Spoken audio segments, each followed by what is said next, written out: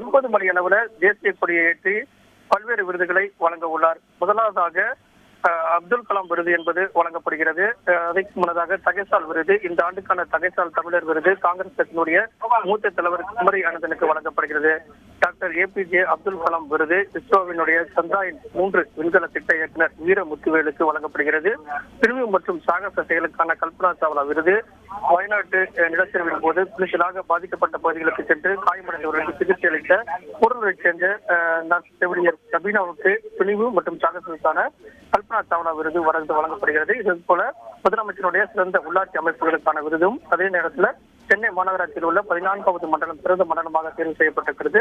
சிறந்த மாநகராட்சியாக கோவையும், சிறந்த நகராட்சியாக திருவாரூரும், சிறந்த பேரூராட்சியாக கோவை மாவட்டத்தில் இருக்கக்கூடிய சூலூரும் தேர்வு செய்யப்பட்டிருக்கிறது. இந்த களம் விருதுகளை தமிழக முதலமைச்சர் வழங்க உள்ளார். அதே போல தமிழக முதலமைச்சருடைய ஆளுமை விருது என்பது 4 IAS அதிகாரிகள் உட்பட ஒரு மருத்துவர் உட்பட இவர்களுக்கு வழங்கப்படுவதற்கான அறிவிப்பு என்பது வெளியிடப்பட்டிருக்கிறது. அந்த விருதுகளை எல்லாம் தமிழக முதலமைச்சர் தேசிய கொடியை ஏற்றி வைத்து விருதுகளை வழங்க உள்ளார் தமிழக முதலமைச்சர் MK ஸ்டாலின்.